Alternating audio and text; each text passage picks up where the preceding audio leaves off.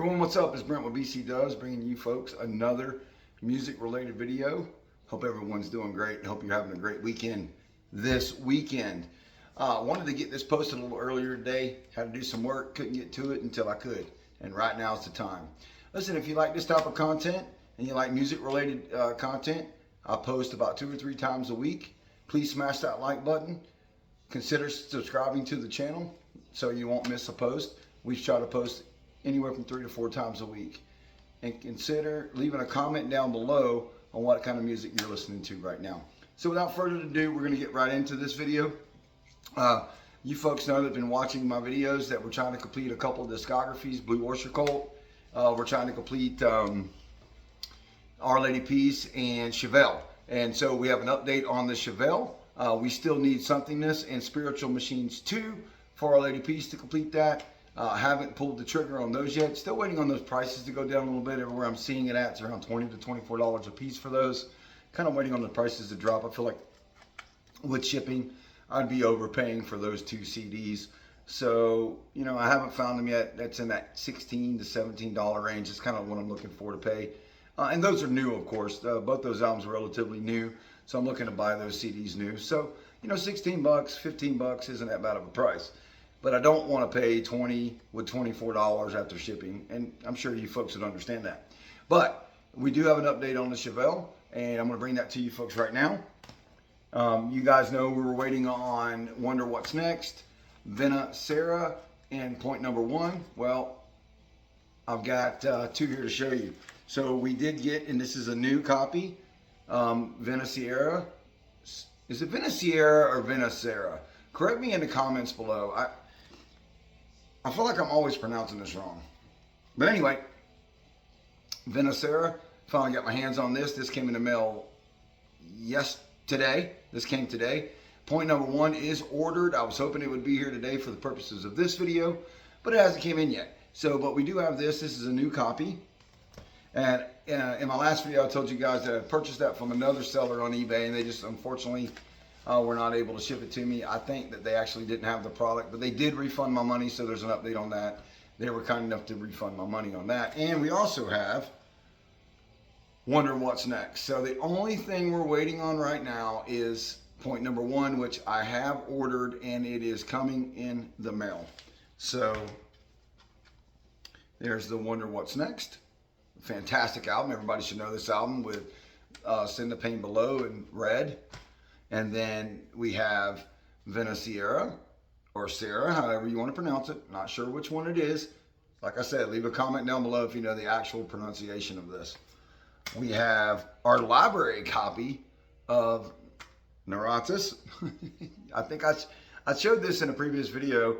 I ordered this on eBay and thought it was, you know, because they used a stock photo of the album cover. And I didn't read the item description below. This is a library copy from some library, Worthington Libraries, and see if you can see it. Worthington Library, somewhere in Ohio. But, you know, we have the disc for the purposes of completing the discography. But you folks know I'm a completionist, so I will buy another copy of this. We have Chevelle, This Type of Thinking Could Do Us In, which is just a fantastic album with Vitamin R and The Clincher. We have The North Corridor here, which is one of my favorite Chevelle albums. We have Hats Off to the Bull. Yep, Hats Off to the Bull, which is a decent Chevelle album, not my favorite. We have Sci-Fi Crimes, which is one of my favorites. This is a fantastic Chevelle record. And La Gorgola. That's what we're working on right now. We're waiting on point number 1. And once we have point number 1, other than their collection of B-sides and rarities that they just put out, we will have all the full-length studio albums from Chevelle. There we have it right there. And that'll complete that discography, which I'm excited about because we can then move on. No update on the Blue Oyster Cult discography on vinyl. I've been looking on Whatnot to a couple of sellers to see if they had any Blue Oyster Cult. They did not. I did go to a record store today, which more on that in a minute. So I got some new vinyl records to show you folks. Stick around to the end of the video for those. And no Blue Oyster Cult. There were a couple in there that I already own. A lady had a copy of Spectres. but already on that, and she obviously had a copy of their first album, Blue Oyster Cult, self-titled, but already on that as well. So that's it on the Chevelle. I updated you on the Our Lady piece, which we need somethingness, and Spiritual Machines 2 to complete that discography. And so let's get into some new vinyl pickups that I picked up today. I feel like I got a pretty eclectic mix here today of records. I'm happy with the choices that I made today. I did see a copy today of Metallica's 72 Seasons in the record store on green splatter. They wanted $200 for that, which is fair. It's going for that around on Discogs. You know, I own a copy of 72 Seasons already. I would love to get the green splatter. It's the most expensive of the red and the green. I think there's another color, a yellow, which is the one I have, in the black. But I'm not dropping $200 on it. Now, let's get into the vinyl that we picked up today. And I'm glad to bring you folks a vinyl, a new vinyl video. It's been a while, probably like 2 weeks since I was able to get any new vinyl. Didn't think I was going to make it there today due to work purposes, but I was able to make it there. And I got some new vinyl to show you folks, and I'm super excited about that. So the first is Freshly's Comet Second Sighting on Megaforce Records. A couple things to note about this record is, A, it's on Megaforce. This album came out in 1988, so we're getting that era where vinyls are starting to get a little bit rare. It does have the original sleeve, not much to it. But you got a lyric sheet here on the back, not much to the artwork on the front, but it is the original sleeve. The album's in fantastic condition. There's the Megaforce label. It's just in fantastic condition. It's basically your run-of-the-mill, I don't know if anybody's ever heard of Freshly's Comet, but it's your run-of-the-mill hair metal. Nothing really stood out to me listening to it. It's good, don't get me wrong, it's a good album. I bought it for its rarity. I don't know, I haven't seen this before, so I wanted to pick it up. And anything I see usually on the Megaforce label, I would like to try to buy. Here's the back of the record. You can see it's clearly hair metal by all the hairspray and the teasing that we have. But a couple interesting things about this album. You folks may know Eddie Trunk. He was an executive producer on this album, and John and Marcia Zazula, who we all know and love from Metallica fame, because Megaforce was the label that put Kill 'Em All out first. And, you know, the Metallica boys have a lot of love for the Zazulas. I know that we lost John. I think John Zazula passed away here not too long ago. But yeah, Megaforce, who'd have thought signing hair metal bands back in the day. Pretty decent album. I have listened to it. I listened to it when I got home. I like it, but you know, I think Rat's a better album. Any of the Poison albums are better. You know, any of the Cinderella stuff is better than this, but there's some good guitar work on here, and the vocals are great. But just, you know, nothing really stands out. Now, let's get into, save those two for last. Here's a copy of Scorpion, Savage Amusement. Pretty decent copy. A little bit of whitening here. A little bit of paper loss down here. You know, only paid 18 bucks for the copy of the record. I do like the Scorpions. I think they're a fantastic band. 1988 on Mercury Records.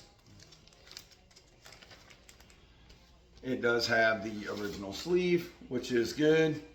You know, for 17 bucks for a record like this, you want the original sleeve.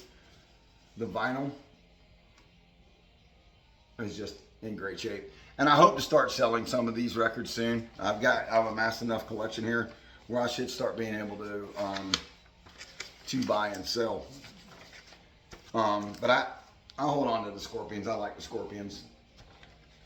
And it's getting to the point where I'm going to start, you know, for lack of a better word, PC, buying records that I really want and trading and selling other records that I have that, you know, I could live without, to start gaining some of those albums that I really want, the more expensive albums. Now, Nothing crazy to note about the Scorpions Savage Amusement. It's just a great record. I don't have any Scorpions in my collection, so I wanted to get some. Also, now that I'm looking, I can see I have my 2 Window albums in the back. First one to comment on what those albums are, I'll pin your comment up top. Good luck on this one right here on telling me what that one is. If anybody can find the name of that record and pin it, you know, or I'm sorry, not pin it, but put a comment in the comment section, my hat's off to you. Yeah, because that's going to be a hard one to figure out.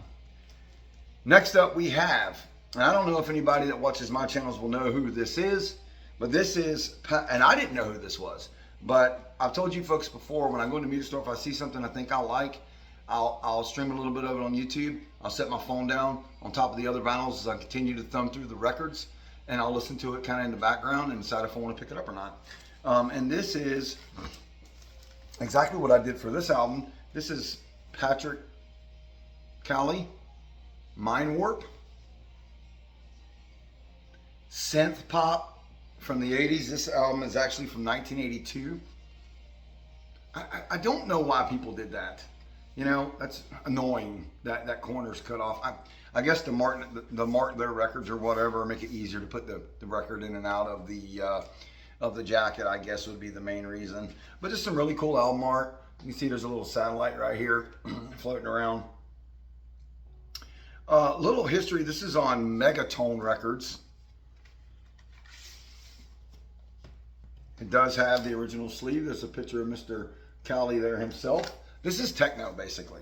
To give you a sense of some of the titles on here is Technological World, Invasion, They Came at Night, Mind Warp, Primitive World, excuse me, Mutant Man, and Going Home. Basically, it's techno, it's synth pop techno from the early 80s.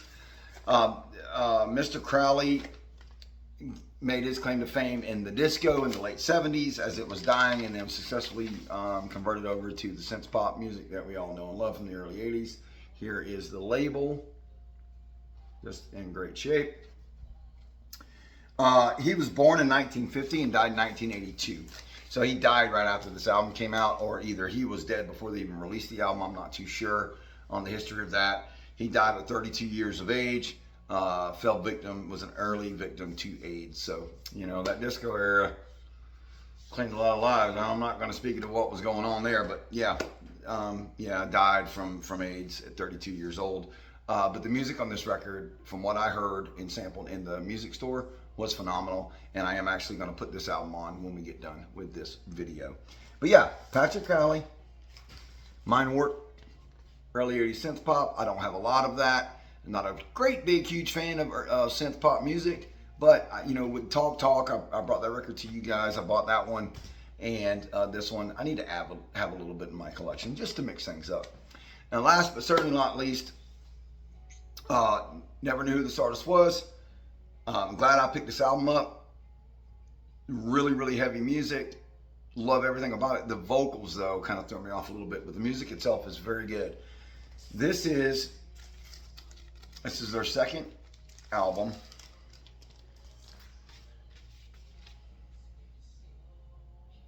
Let me step it back. This is, you know, obviously, you know, BITCH. The BITCH is back right here. And this is on Metal Blade Records. And a little story about this album. I was doing a little bit of research on this. This album actually came out in 1987, 4 years late due to problems with the label. So the album was actually finished in 1983. This is their second album. Their first album was in 1982. And their first single was on the Metal Massacre compilation record alongside Hit the Lights by Metallica from Brian Slagel and Metal Blade Records. And I thought that you folks would find that to be interesting. I don't know if this is original sleeve. It does have Enigma here. Right here is an Enigma logo, and this has Enigma on it as well. Plastic sleeve, I don't really like that. I'll have to move this into a paper sleeve, but just in fantastic shape on that, you know, Enigma Metal Blade label. But yeah, I just thought that was interesting that they were on the first record that Metallica ever appeared on, And yeah, man, that's just super cool. I had no idea when I bought the album that that's what it was. But yeah, I can't wait to listen to the rest of this. Look forward to listening to it. I appreciate you. That's all I have to show you guys new today. I appreciate you folks viewing and watching the video today. Please leave a comment down below. What is some stuff that you folks are looking for out in the wild? What is some music that you're trying to complete the discographies on? Let us know, and we'll comment back and forth, and we'll have an open line of discussion on with that. I hope you folks enjoy the rest of your weekend. I hope you folks have a very good weekend, what's left of it. Happy hunting out there in the wild for your records if you're out there doing that. And as soon as I get that point number 1 for the Chevelle, we will bring you an update video on that to complete the Chevelle discography. That's it for now. We'll see you on the next one.